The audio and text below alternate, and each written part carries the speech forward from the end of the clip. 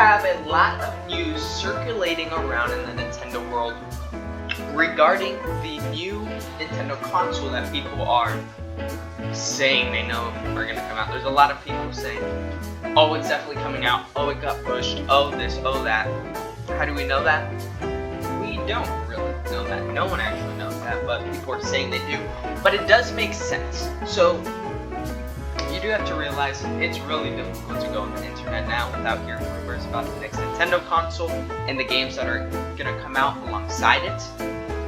But my biggest thing, and I've heard this before, is Nintendo doesn't have a big reason to push out the next console ASAP because the Switch did pretty freaking good.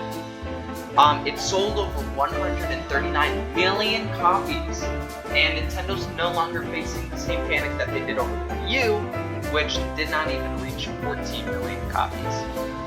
Nintendo is really just going with the flow over here, you can kind of say. And you would be, the thing is, yes, they don't need this giant push anymore. Yes, the Switch made them a lot of money, but the games are declining, and you would be kind of blind to not see that. The games are, they're kind of going down, you know? Mario Wonder came out, which is a great game, and I'm actually playing through it on the channel. But besides that, it's usually re-released games or smaller games. Mario RPG, Luigi's Mansion Dark 2. I'm sorry. Luigi's Mansion 2 HD and Princess Peach Showtime. Some others like Mario vs. Donkey Kong, blah blah blah. And I know those are just Mario games, but bear with me. Those are the, that's Nintendo's main thing. So this is leading many people to believe that the Switch is coming to an end. And I'm not here to theorize about the new console and what it's going to be like. Probably something cloud-based, but I'm here to theorize about the next 3D Mario game. That's what I'm here to theorize about. Because that's just it. That's what I'm going to do. So, the next 3D Mario game, with every great Nintendo console comes a great Mario game. The Wii had Galaxy, the Wii U had Super Mario 3D World, the Switch had Odyssey. But what is Nintendo planning next?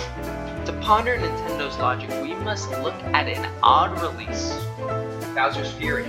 Something that is a little bit on the more confusing end of things. And if you don't know, 3D World that came out for the Wii U, in the beginning, because the Wii U didn't do too good, and it's still a good game. They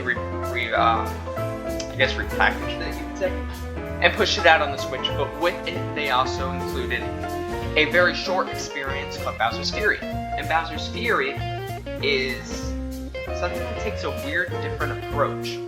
It's a giant open sandbox world that is, how do I explain it? It's a giant sandbox world with different islands. You have to go out and you have to collect these collectibles. And the islands are all connected by water. And you have to ride Plessy, which is a giant dinosaur thing, to get from island to island. Bowser Jr. is also helping with that. I think, we're using this game to judge what the other game is going to be like. And I don't think the Bowser Jr. thing, I think it was cool for that game, of course, but I can't say how much it's going to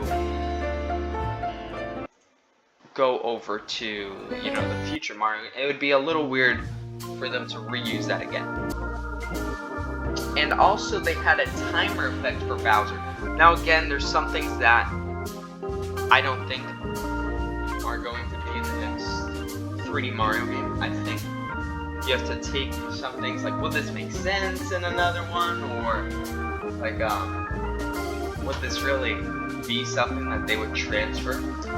So, but the biggest thing to transfer is the open experience, the open sandbox world, and you can even look at the power-ups, which you have a bunch of power-ups in your inventory and you can spawn at any time. I think, I don't want to get this number wrong, I don't know, the number 5, 6 maybe? I don't know. but it is pretty cool. And another pretty cool thing that you could look at is, so right here, this is the map for New Super Mario Bros. U. And the reason I'm showing this, you're like, why are you showing this? Is because I think this is what an open world Wario game could represent almost. This is what the map could look like. You have one giant world, and it is broken up into smaller sections. Ice section, jungle section, your normal grass, desert. This would be the lava, sky section. Now they don't have to go over the same boring tropes that they've done for every single Mario game. They're fun, but they've been used 100 times. A newer model that we can look at is the Super Mario Bros. Wonder Map. Now the Super Mario Bros. Wonder Map, you know, you still have the lava. This is practically jungle, practically, I think, desert, sky and ice. This is kind of ice, I don't know, water. They're different grass, but a giant world with different sections that you, playing as Mario, could go to each one and explore and fight bosses and do things in your own order. Now my big problem is, would this work for a Mario game, or is this something that should be only reserved for Zelda? Because it seems kind of, you know, Mario, you think you have a level, platforming, next level, platforming, stuff like that. But I have no idea. So, of course, you have the classic Kingdoms Grass World, which, you know, I think for this game could be the Mushroom Kingdom. It would be cool to see a Toad Town almost, where you can explore the castle, you can explore where the Toads live, like the village area, and that is your grass world. A desert world, you know, you have pyramids, or maybe you could experiment with it, or you could have almost a beach world, maybe. An ice world, maybe modeled after the one we see in the Mario movie. If you want, you can have a jungle world, which this one I think is interesting, because you can turn this into almost upset Universal. Donkey Kong's, what is it, Donkey Kong's Country, they call it? I know that's the game, but his jungle, and you can introduce Donkey Kong as a character in the game. You can have a sky world, which I think, welcome, and I'm about to give you a cool idea. Instead of just, oh, you're just walking on clouds, and that's the sky world, what if it's an army of Bowser's battleships in the sky? You have to take each one down, and that's the sky world. You go from ship to ship and take it down. I think that is, it's an alright. A cave one would be interesting. You know how, you know, a lot of the times you'll have World 1-2 be, you know, cave. What if you had an entire cave underground? And I think that would just be a really interesting idea. And of course, Bowser's Kingdom.